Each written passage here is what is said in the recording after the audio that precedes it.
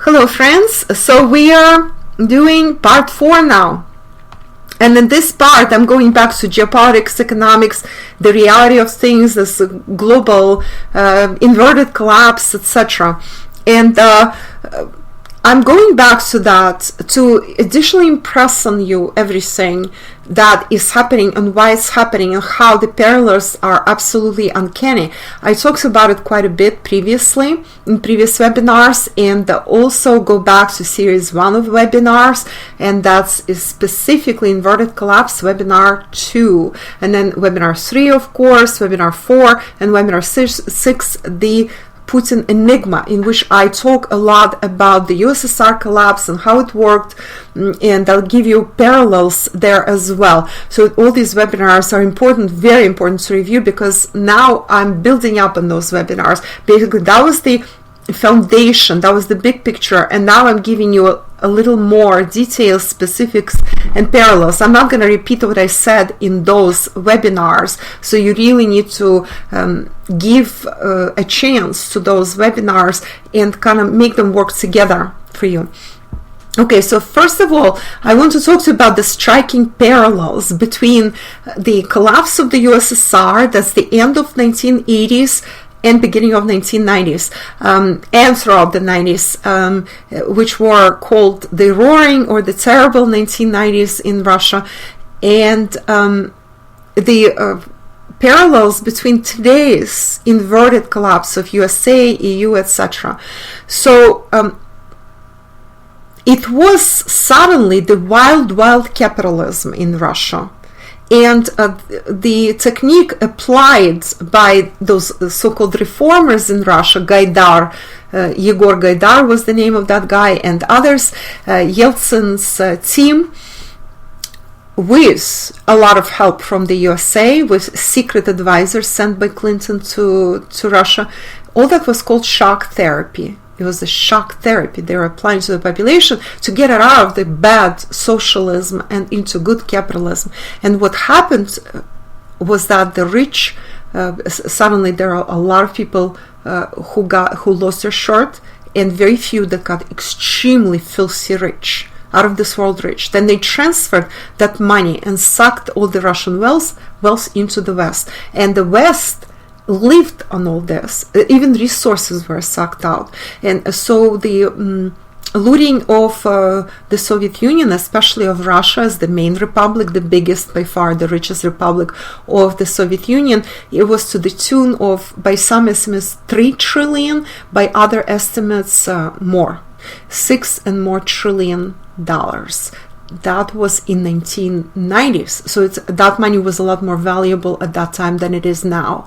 So just imagine, what it might be worth now. So between 3 and 6 trillion dollars.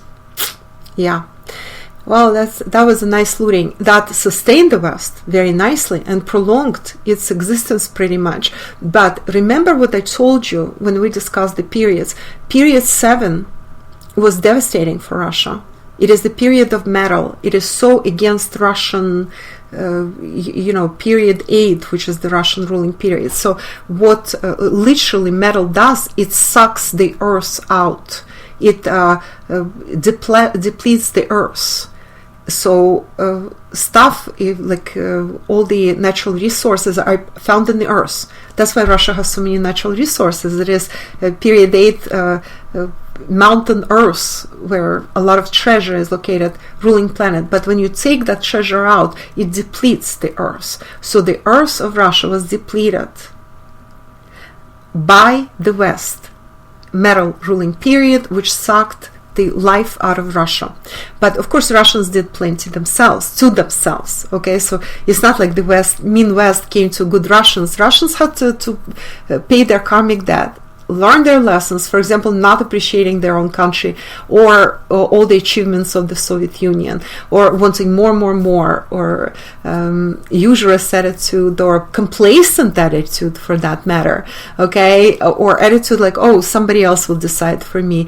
They needed to learn all these lessons And that's why it all happened. Everybody was learning their lessons differently. Some moved abroad, like me, to the West, where you have to toughen up, where you couldn't be that sweet girl, that I was in the Soviet Union.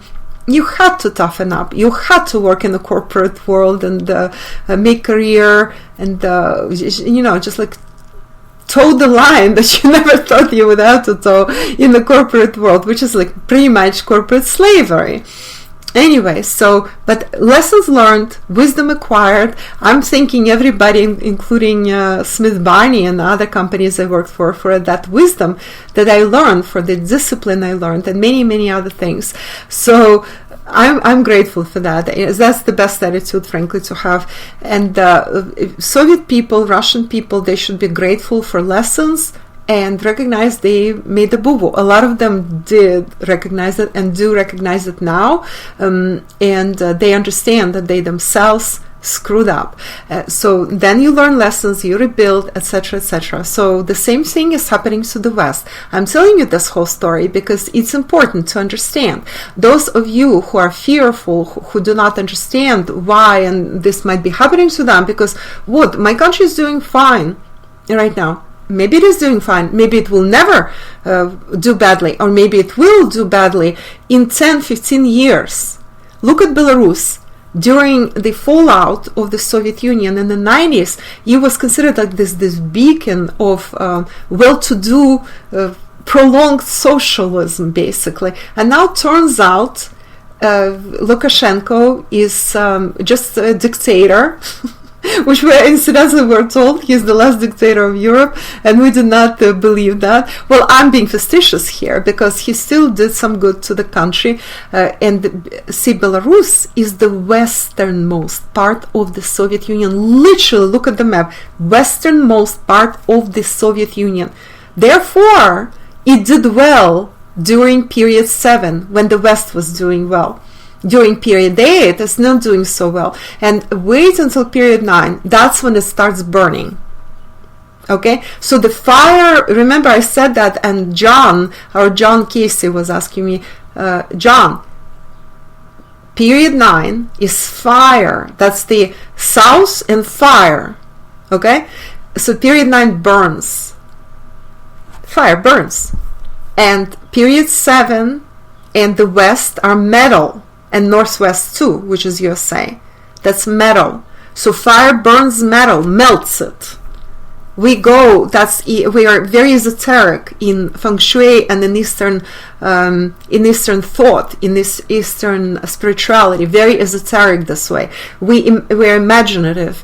To us, metaphor means everything. So in the cycle of 5 elements and 8 directions or 8 aspirations or 8 mentions, it's also called, in this cycle of elements, fire burns metal and destroys metal. Destroys, not just depletes it, like metal depletes earth. So when it was period 6 and 7, Soviet Union gradually was depleted, that's especially in period 7, because Soviet Union had so much stamina that it could sustain it for a while. Then it started falling apart in the 80s, and then of course it fell apart in the 90s. The culmination during the realization of blossoming and culmination of period 7, when the West did the best. It was culmination of the West, of the USA, of Western Europe, UK. Look at UK, how well UK did during that period. So it takes a while for a country that's strong to start falling apart.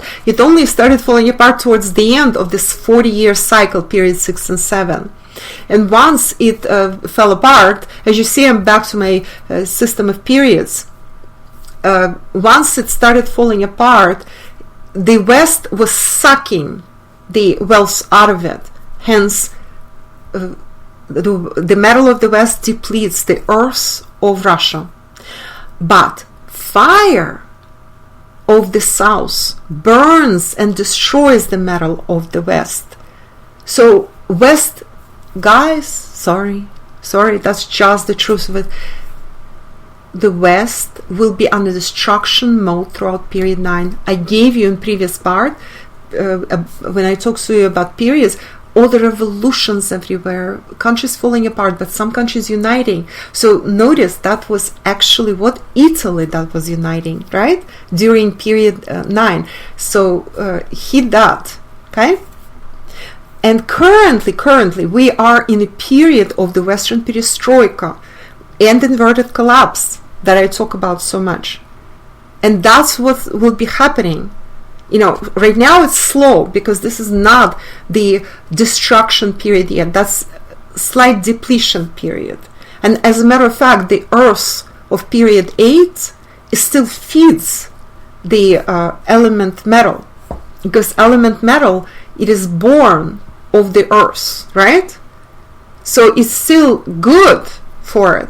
But the closer we get to period 9, the more of the destruction we see. We see destruction of monuments. We see people saying that we need to eat the rich or some other such stuff. And also printing of the money is completely out of control. And the poor basically rule the streets in certain cases. Okay, so that's the destruction of wealth. And what is wealth? That's number 7 and number 6. These are Western stock market and all that. I told you, go back to part 2 if you need to review that, where I'm telling you all these things. Basically study it, like look into it very carefully, maybe re-listen several times until you understand how the system of elements works. But guys, this webinar is for you to orient yourself. This is not where I'm giving you step by step how these systems work. If you want me to do a separate workshop and really explain how the system of elements and periods and the 8 directions and numerology work, then we can do a separate webinar or separate workshop on that, and then I will explain everything for you, and that's going to be dedicated to that. So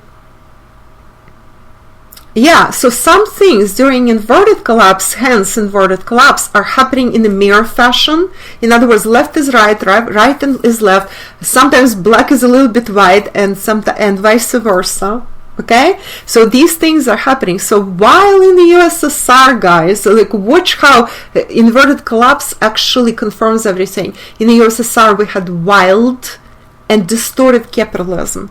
That's why, and so-called democracy gone berserk, like so-called democracy. Well, it's like free for all. That's already anarchism.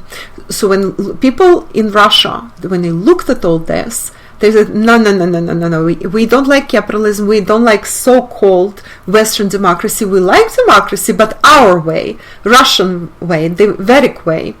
We want people to rule, but not how they pretend to rule and lie to each other, in fact, in the West. We don't want any of this wild, distorted, crazy capitalism. A lot of people, in fact, in Russia hate capitalism. But in the USA right now, in the West, we see what? Distorted leftist socialism. In fact, it is not socialism. It is very warped. It is sort of like Trotskyism, anarchism, which is a very, very bad combination, believe you me. Socialism, it doesn't work this way. I lived under socialism. I know exactly how it works. So everything is so bizarre and distorted, and I'm seeing basically inverted deja vu right now in the West compared to what it was in the USSR. It was wild capitalism, distorted wild so-called socialism, which is in fact anarchism. Not a good combo, but history repeats itself with frightening regularity. We had Gorbachev, and now we have Trump. So the USSR in the 90s lost its social nets, lost its support nets that were so great in the Soviet Union. And the EU and US are now overcompensating and getting too many social nets. Well, which is not good either. You have to have a balance. So basically the timeline for the hard times for the West are between now and about the end of period 9, 2044. But we will start seeing preview of period 1, which is a completely different period, and I'm not going to touch on that, around 2040. So this is the timeline for you. You already know what will happen. Some countries which are very strong will only start getting into some kind of problems in the middle of period 9, not yet. But some countries will be exploding with problems already between now and 2024-26. So this is your timeline, 2020 through 2044. The US may break up into several pieces, may stay together. We already have these sedition proposals. Seattle wants to be its own republic.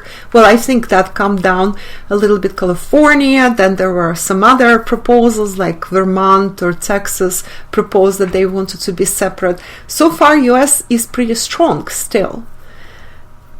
But, you know, we are going in that direction. Well, Trump is American Gorbachev 2.0, as I predicted originally. So incidentally, Baba Vanga, remember Baba Vanga, that's a prophetess from Bulgaria, 20th century prophetess, and she said that the 44th president of the US will be the last American president. Trump is the 44th president of the US. And remember, 4 in Eastern numerology, I told you before, it's wealth, but it's also death. It also signifies death. So 44, that's a very interesting number. That's why I never priced anything at $44. You may have noticed. So my original prediction in February of 2017 was that Trump would not be re-elected in 2020. A lot of people got offended. They're Trumpistas, as I call them, and they left, or they stopped listening to me. Sure, why not? It's everybody's free choice. It's a free country. At least it used to be, right? Well, let's see how it plays out. Right now it's 50-50 between Trump and Biden. Trump is a fighter. He already proved it this term and throughout his life. Biden is pretty much walking dead. But guys, this is supposed to be the time of demolition. Do you know what they call Gorbachev and then Yeltsin, that whole period between Gorbachev and Yeltsin in Russia? They call them the demolition team that demolished the Soviet Union. Gorbachev meant well. He wanted perestroika and glasnost. Perestroika means rebuilding the Soviet Union so it becomes stronger and better. And now remember what Trump says. Trump says, let's make America great again. Sounds almost like perestroika. So it is the perestroika, and this fighting between elites, infighting, which happened in the Soviet Union too, and then in Russia. You know how Yeltsin came to power? He had to break up, very egotistically and disgustingly, he had to break up the Soviet Union in order to become the head of Russia, because he had no other way of deleting Gorbachev from equation, who was the president of the entire Soviet Union.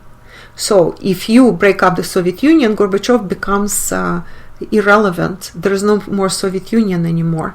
And so the coup was basically crafted against him. But that demolition team was in place for cosmic reasons. A lot more karmic and cosmic reasons. And because Russia needed to shed those non-performing assets, the peripheral republics that were only draining Russia's health, wealth, and well-being, and rebuild stronger within its new borders. And it was difficult, it was very traumatic, it continues being traumatic for a lot of people. Still a lot of Russian lands are God knows where, and Russian people are suffering in peripheral republics and all that.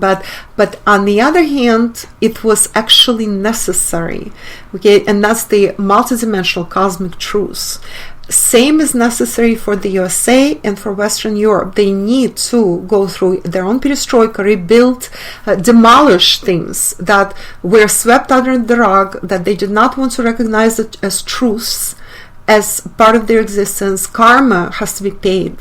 Lots of unpaid karma in the West.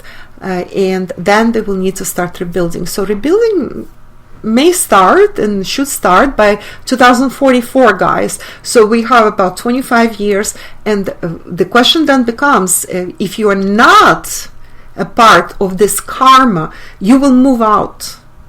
Or if you are destined to stay where you are as a grid holder to help balance the situation out with your own wisdom, with your own better energy, or help this restructuring, then you will stay right where you are. And I will talk about that when we talk about real estate in one of the next segments of this webinar.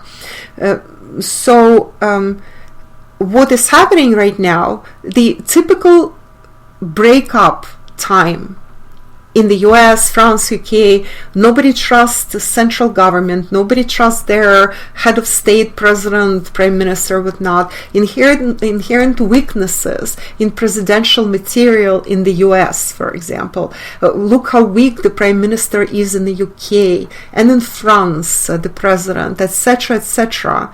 Well, even in Germany, even though Germany is a slightly different position here, but even Merkel, she's very weakened. Just like in 1991, nobody wanted to protect Gorbachev. Or in 2014, that's very delayed reaction, nobody wanted to protect Yanukovych. Or today, nobody wants to protect and nobody likes Lukashenko in Belarus. Well, but look at the major difference with Putin. Despite, see guys, with COVID, everybody's ratings fell dramatically.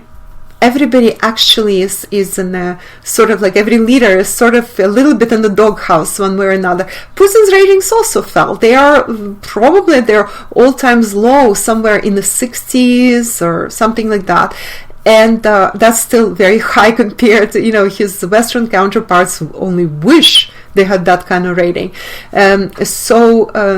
Despite that, there is still solid support behind Putin. And Russia is voting on the new constitution, and they call it amendments to the constitution, but there's so many changes there. And some of the things that were written by Yeltsin and Clinton advisors in 1993 into that constitution of the demolished Russia, the demolition constitution, they are being reversed. They are the opposite. So in reality, it is sort of like a new constitution, but they decided to tread softly and make it into amendments rather than say, we are doing a new constitution. Well, generally, Putin is very careful politician and leader, very careful. He treads softly. He only strikes when he knows that iron is hot and this is his time to strike. So huge difference. So Russians definitely will vote, no question, on July 1st. They will vote for the new constitution. Absolutely no question. I am recording this on June 30th, incidentally, and on July 1st, that is tomorrow, Russians are voting on these amendments, in reality, a new constitution. So they will go, and that new constitution annuls previous terms of Putin's, and he already had 4 terms in the office, and allows him to run again if he wants to. I'm not going to address it in this webinar, what this all means, because this is actually a game changer, and this is very important and interesting. I will either do a separate webinar on that. A lot of people ask me questions about it, or I will do a piece on Patreon, which will be free to my Patreon members, of course. So this is going to be over there. It's not going to be in this webinar.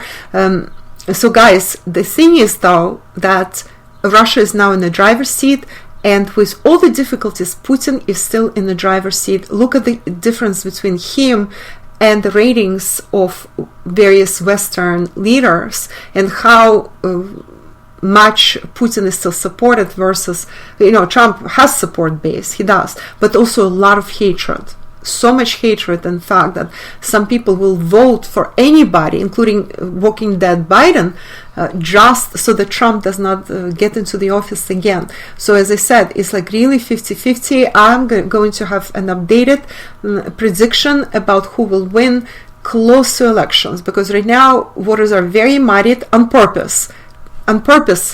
Muddying of waters, lies, camouflage, all this is going on right now, so there's no point in talking about it. Or look at the plunging ratings of Zelensky in Ukraine or Belarus, Lukashenko, where people don't trust him at all, and they will vote for anyone but Lukashenko, and therefore he puts everybody in jail. Putin doesn't need to do any of that. Well, and everything is relative, in other words. Everybody is like suffering one way or another.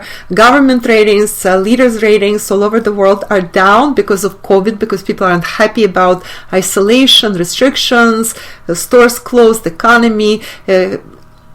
American economy, according to latest estimates, very serious estimates I've heard, annualized drop maybe 25%, guys, 25% drop in GDP by the end of the year. Can you believe it? Well, unless this somehow is reversed, or they might cook numbers. There is a significant drop, economic drop everywhere. I can guarantee to you it's in every country of the world, unless the country ignored everything. But even then they would be suffering, because then they would have deaths, more people sick, if they did not handle coronavirus correctly. Okay, so I want to just tell you very briefly, I'm already starting with predictions. So EU breakup is possible. For example, not only Brexit, that already occurred, basically, although it's still sort of like semi-attached to Europe, looks like, not everything is resolved, but it might be a division on North and South. And remember, this was threatened several times, that North will be that premier EU, while the poor South, the Club Med countries, will be like, so-so EU. And even separate currencies, like marked separately, like a marker that says, oh, this bill is from Northern Europe, Germany, Denmark, Sweden, this one, and that bill is from Southern Europe, the inferior kind of part of the EU, right? Guess what? In period 9, everything reverses. So if Southern Europe does get kind of like divided in some way from Northern Europe, then Southern Europe is in the driver's seat, because it's the ruling period of the South, period 9. And also, some countries might secede.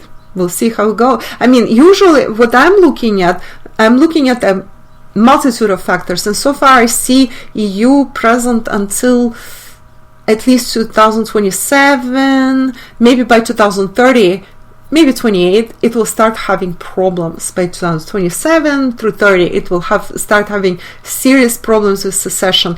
But yeah, it is very possible it will be divided eventually by the end of period 9 into several parts, or North and South, and we'll see how it goes. I mean, these are my predictions. US dollar is reserve currency. So this is an important issue. Same goes for euro, more or less, but we're going to focus on US dollar.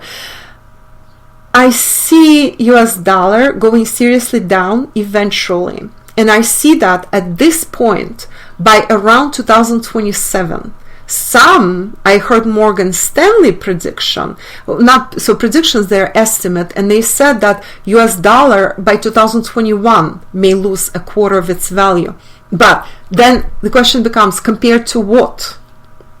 You understand? Because everybody's printing money like crazy. US is on the printing binge like you won't believe, because they're giving out subsidies to everybody to shut them up so they don't riot, and because it's election year. But guys, this is very serious, but a lot of countries still hold trillions in US debt, although not as much as before. That's number one. Number two, there's really no reserve currency to replace US dollar. So the global trade is still conducted in US dollar, and when euro is being used, euro is a very meek and weak substitute for the dollar. It also is printing like crazy in all those European countries. They are doing some fancy footwork also so that their populations do not rebel. And so what they were saying, austerity, that we're really watching euro, all that, that's total BS right now. Guys, don't believe that anymore. And whatever Germany says, oh, let's be austere, let's be frugal. Very German.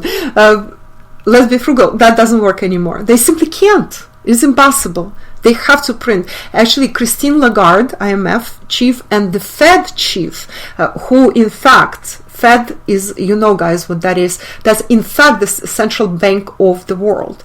So whatever Fed says goes.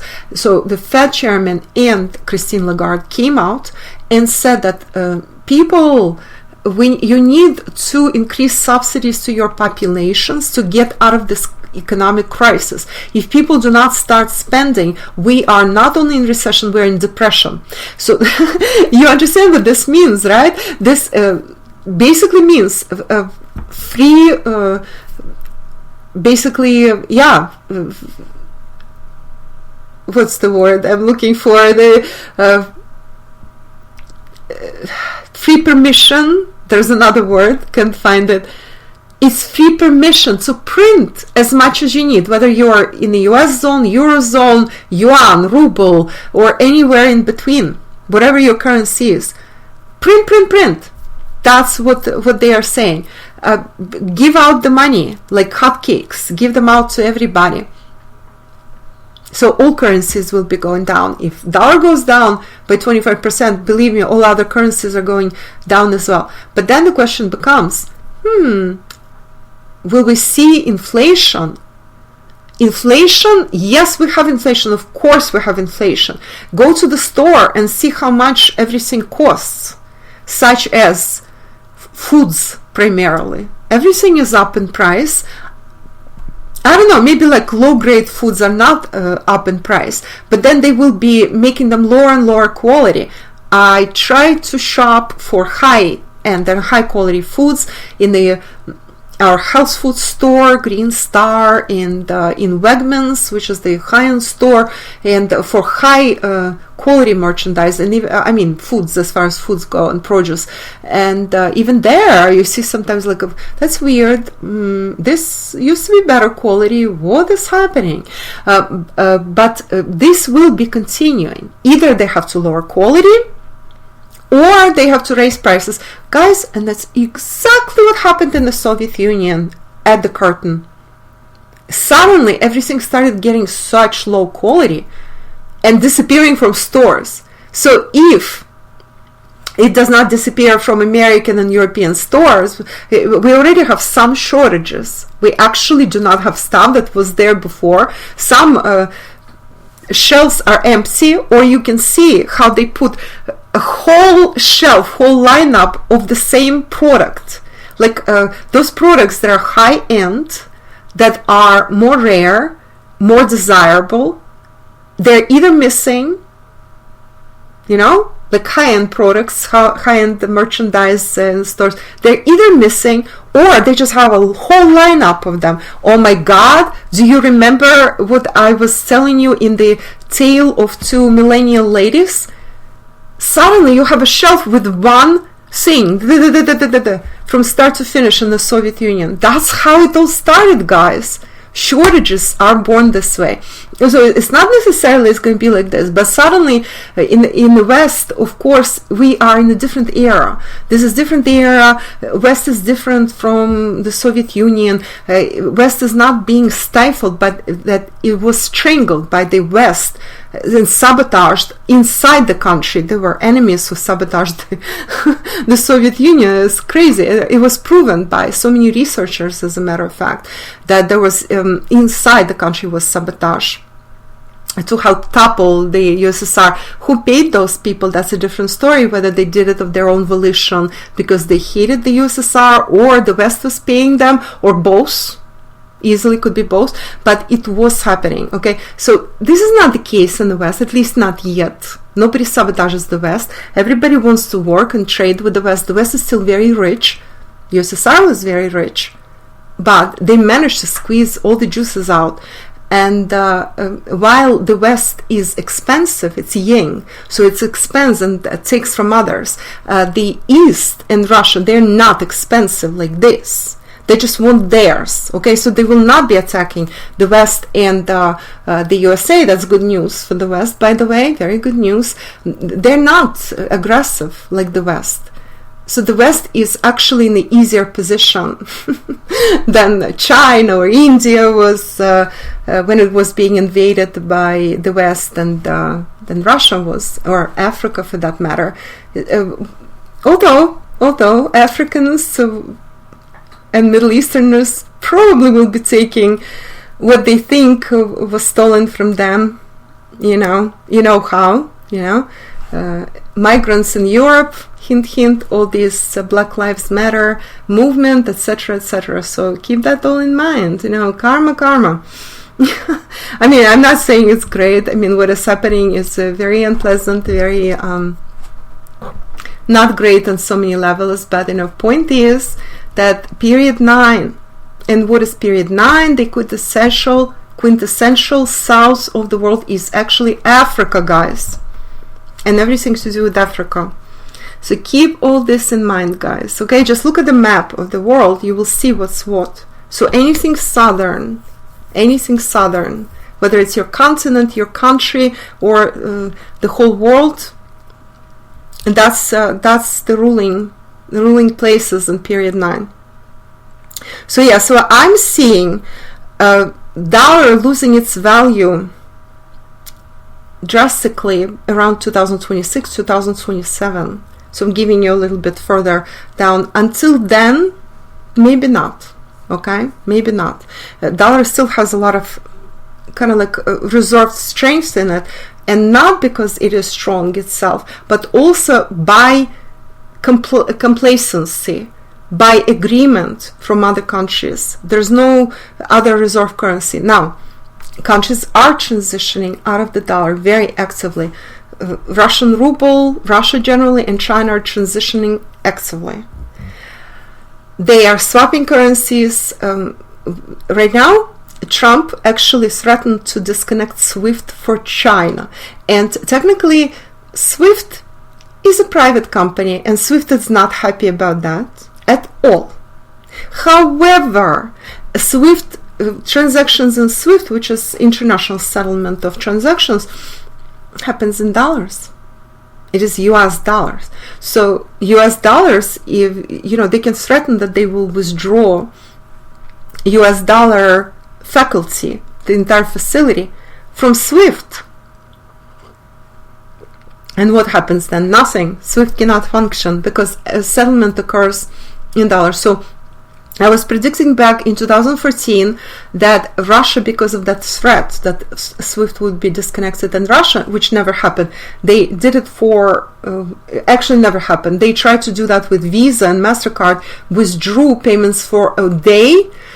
Visa and SWIFT were suddenly in such crisis that they immediately put all that back, and it became available in Russia again. So Russia was not idling, as I was predicting, and developed its own system of settlements.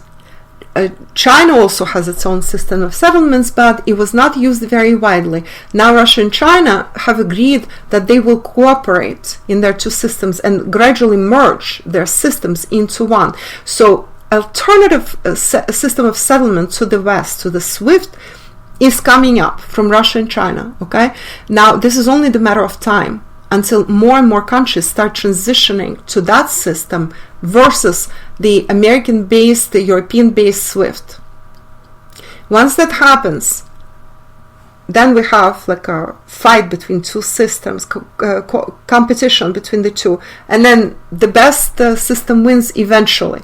But see, US behaves in such a way, and more threateningly to the rest of the world, that even if alternative system is worse, or not as developed, or more difficult to operate, because kings will eventually go away, people will still transition. Countries and companies will still transition, just so that not to be on the radar of the US.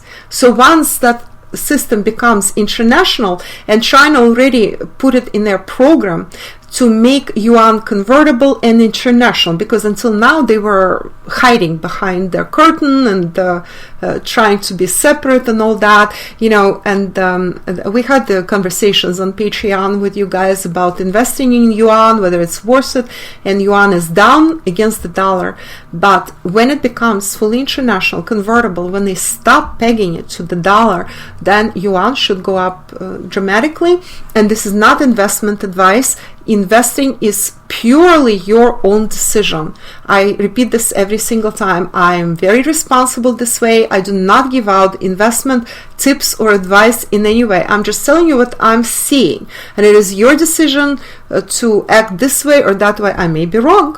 I mean, there are so many conflicting movements and data, and the US will be fighting tooth and nail against Russia and China and any other country that gets in its way. See, the moment Saddam wanted to withdraw gold, he got killed, and Iraq was taken over. Same happened with Gaddafi. The moment they started hinting on that.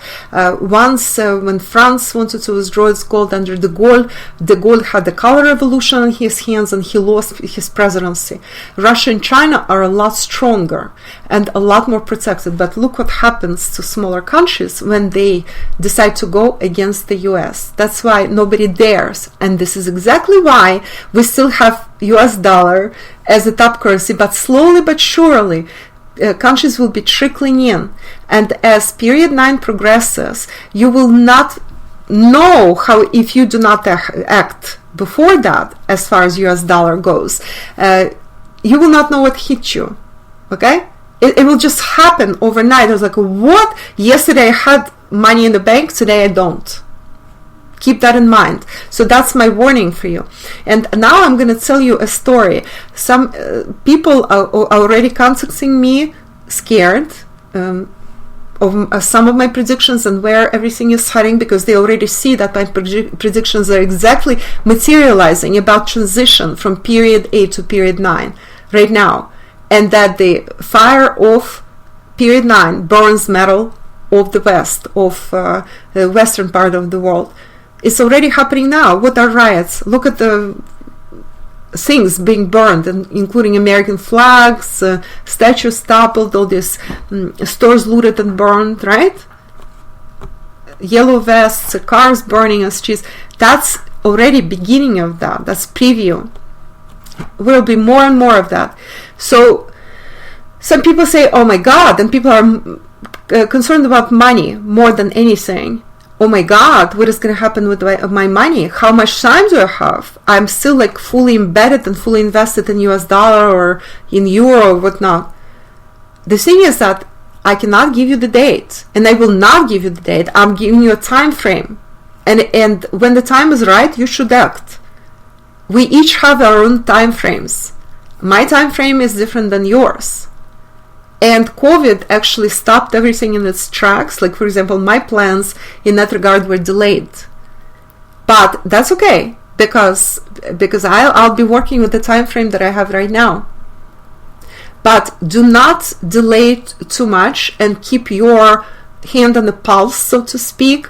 And additionally, what I wanted to say is that follow me, because I will constantly be giving you reminders, reinforcements, and all kinds of interesting updates. So what is happening, what will happen, how to act, all that, we will discuss that in the following 2 episodes of this webinar. But the thing is that not everybody did worse during the breakup of the Soviet Union. And so during inverted collapse, some people will be doing a lot better than they did during good times, or as well.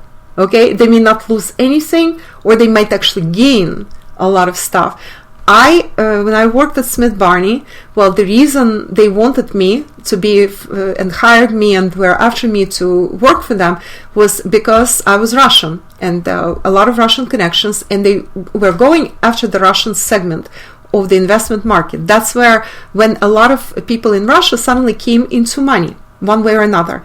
Some because they were entrepreneurs, others because they stole something or laundered. Well, there were rules, believe me, in Smith Barney, they were very, very strict about laundered money. So they would not accept such accounts unless a person could prove that they had legitimate business, that they made money like selling merchandise or creating something important, or they inherited, or they sold apartment or house or whatever. So all these proofs were necessary when you opened the account. So obviously I did not deal with any sort of laundered money.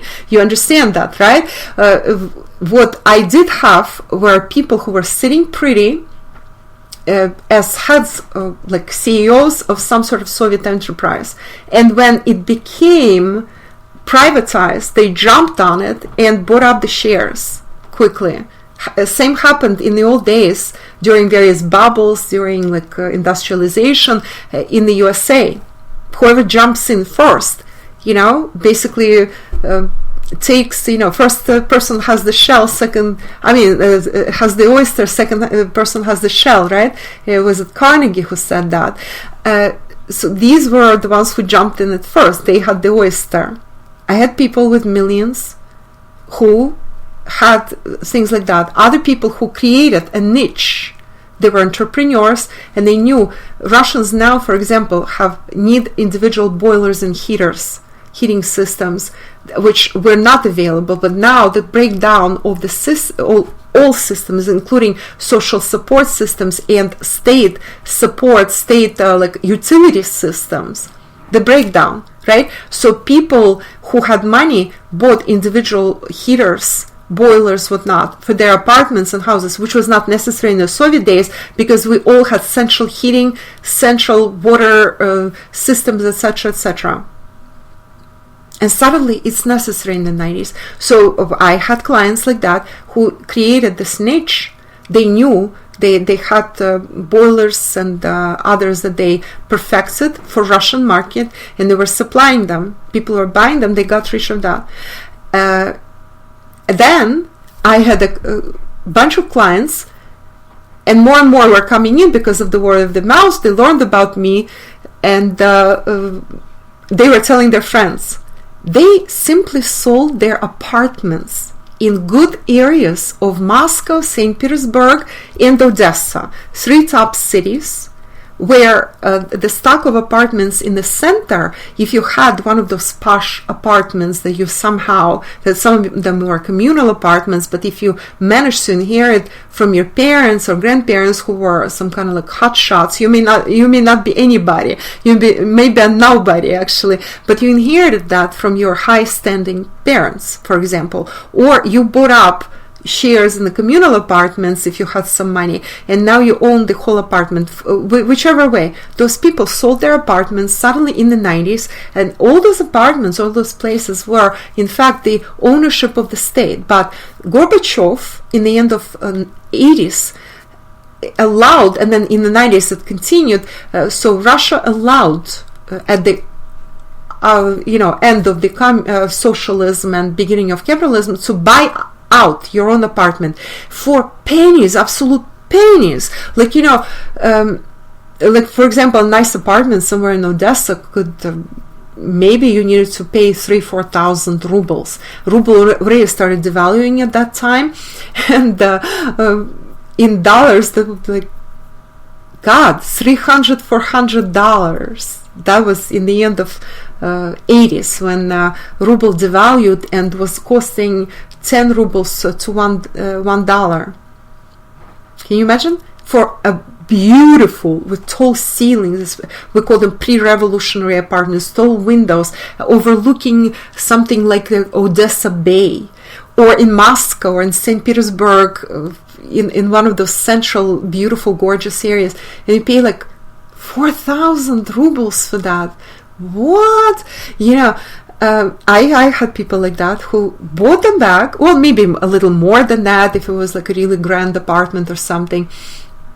And then in the 90s, Nouveau Riche started buying up these apartments, and prices already were in dollars, not in rubles, and they were hundreds of thousands of dollars suddenly. So out of out of rags into riches. Those people actually owned pretty valuable real estate. I've known such people in GDR, by the way, who sold their houses for millions because they were located very conveniently in the suburbs of Berlin that were worth nicely, but in Eastern marks, like not even convertible to global currency at the time. And so I had a lot of people who came to me with 500,000. Some owned several apartments, and suddenly they have millions when they sold them and moved to the US. I had quite a chunk of clients like that, actually, and they're just like, here's my money. I'm off the boat. Hi, I just arrived from Russia. Here's my money. Here's my million. And at the time I had a lot less money myself. It's like, I could not believe it. When we were coming to the US, we came with nothing. We actually had 8 suitcases, out of which 6 American Airlines lost. Then later, 6 months later, several of those suitcases, all crushed, things damaged inside, arrived 6 months later. They did pay us $600 per lost suitcase. Like, we could replace some of the memories, like photos and mementos that were in some of those suitcases. So that's all we had. We had nothing else, and a few dollars that we brought to buy the first dinky little car. Anyway, so that was our reality. Suddenly these people, they're just off the boat, literally off the plane, of course not off the boat, and there's like hardly speaking English. What? That was the reality in the 90s. In other words, what I'm saying here, this semi-funny, semi-tragic story, see, some made out like bandits for different reasons, and some guys lost their shirt. Some people who were sitting pretty because they were PhDs, double PhDs, like big professors, suddenly money is worth nothing in mid-90s, nothing. And so they are making their salary and having their respectable position at the university somewhere in Odessa or Moscow, and they were sitting pretty. They were doing very well. That's why a lot of people wanted to get PhDs and be scientists, because scientist was a very respectable profession, well paid in Russia, in the Soviet Union, I mean. And suddenly in the 90s they were making nothing, and oftentimes they would not even be paid salary that they were owed. Happened to a lot of engineers, a lot of people who worked in factories and plants, who were making good money in the Soviet Union. Suddenly money is worth nothing, and they have nothing. And those people who had their rubles in the bank, attention, at the time there was one bank. In the 80s we had one bank. Soviet bank was called Sberbank. And now you probably know what that is, because Sberbank is the largest bank of Russia. But Russia now has a ton of different banks. But at the time we had Sberbank. That was our bank. And so we all kept our money there. Well, it did not concern me, for example. Whatever money we had, we withdrew. Whatever we could, convert it into dollars. Whatever we could not, we spent there. And obviously had no connection with that. But I heard quite a few stories. They had thousands in the bank and thought they had some reserves. Maybe they were planning to buy a car, and suddenly they wake up in the 90s and their money is worth nothing. And it was before they could blink. So keep that, guys, in mind. We are in the inverted collapse, and so far it's been very slow. But back then people also did not react on time. Some did. And converted their money into something, or they left the country, or they sold their apartments, or they created a business, or they bought shares in some companies that were going belly up, and then they revamped their companies, or they just even, shares were bought for nothing. Read the Your Shifter, read my listen to Inverted Collapse webinar and the Putin Enigma. I'm telling the whole story there. So that's how it was in those days, guys. So don't think that you will be doing worse. You might be doing a lot better than before. It all depends on your position. And remember, it's inverted collapse, so it could be absolutely different people will be doing better now than they did before. Yeah. And I'm going to close this very long episode, but very interesting and necessary, wouldn't you say, with the timeline and prognosis for changes and shifts in various countries. And I'm going by continent and country here, and I'm just going to go very quickly. I already gave you the USA timeline and what might be happening in the USA and in Europe. So I'm going to exclude USA from this. Canada timeline is somewhat similar to the US. However, Canada might do somewhat better than the USA because of its position, because of its reserve of strengths and kind of like, steadiness. Fundamentally, it is healthier than the US. Europe and the EU timeline I gave you, and it will be different for different countries. The South undoubtedly will be doing better than center and north, and especially than the west. East might be okay, steady, or it may actually be worse than before. Now, Russian timeline. Russia is doing very well right now. This is the time of Russia, and Russia is ruled by Aquarius. So the dawn of the age of Aquarius is good for Russia, very good, long term, very long term. Also, Russia is the Ra country, the quintessential yin-yang, great balancer. So it's balanced country. It gets in balance because it has to constantly, shed its assets and sacrifice itself to balance the rest of the world.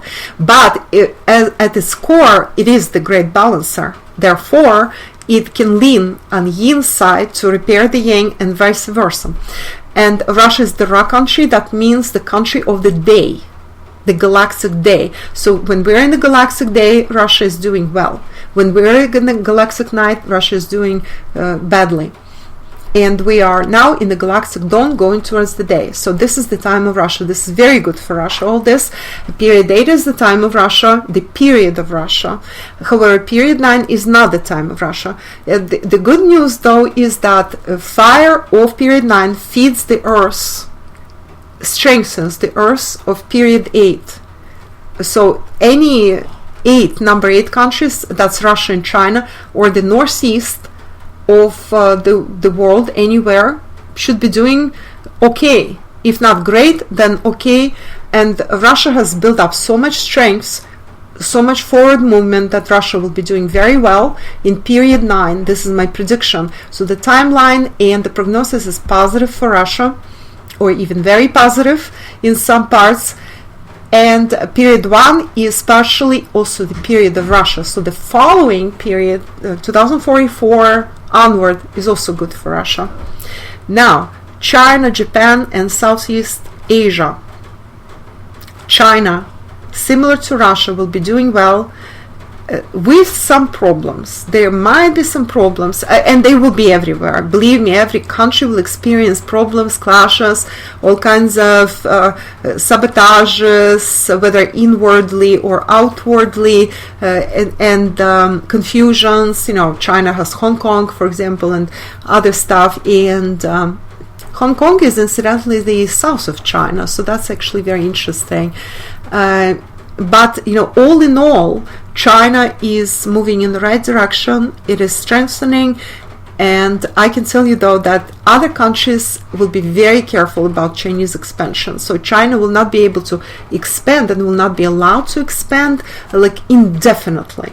There will definitely be barriers put to Chinese expansion from different on one hand, people want to work with China, and countries want to work with China. On the other hand, they do want China supervised and sort of limited, not in the crude way the US is doing it, but somehow in a gentle way. So Japan, the rising sun, even though it's part of the West, and technically it is the northeast of the world also, or east of the world. If you look at it as Eurasia primarily, then it's east of the world. Japan should be doing better than now in the next period 9. So that's Japan is doing okay, Fukushima notwithstanding, and some other problems and the dependence on the US.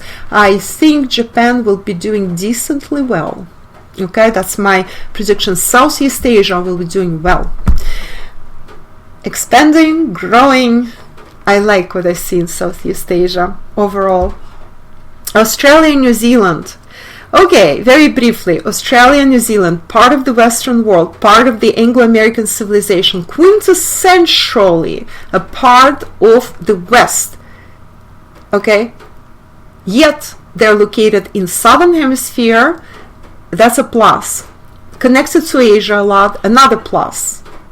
So, New Zealand and Australia, I do not expect them to do very, very well, but I think they can hold their own. Overall, they can hold their own. At least, if there are major problems in the West, I don't think Australia and New Zealand will be nearly in the same boat.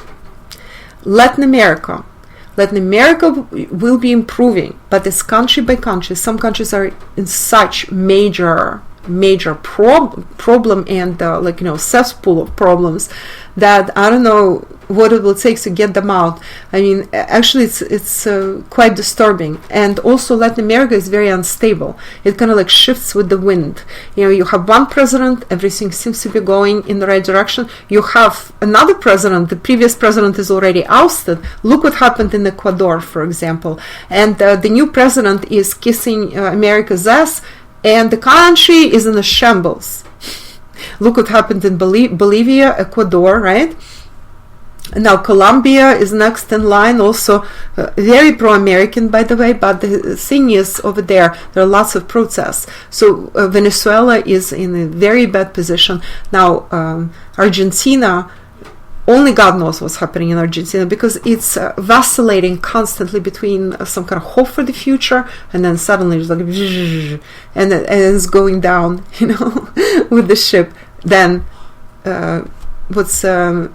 Brazil, same thing. Chile, look at Chile. It's crazy what's happening there. And it was promoted, I remember, in the beginning of 2000s as the next expat haven for Americans. So that's about it. And there are a few very poor countries like or countries nobody ever mentions, like Uruguay, Paraguay. Then there is Nicaragua, that's Central America. Costa Rica is considered very stable, and nothing ever happens in Costa Rica. Boring like hell, by the way. I was planning some additional trips. I've been to a lot of these countries before. I was planning a big trip, a tour of Latin America. And I pretty much, I don't even need to go. I can calibrate. That I can see cognizantly, not to mention that I follow the news and everything. And pretty much all of these countries, I'm crossing them one by one off my list. Costa Rica only because it's quiet. I would be considering, because other than that, it's an extremely boring country. And just a few more, like there's Panama, totally under the US thumb. And we have Mexico left. Okay, Mexico, the southern tip, the south of North America. That's what Mexico is. I give thumbs up to Mexico, actually, of all of Latin America. But generally speaking, Latin America in period 9 will be reborn.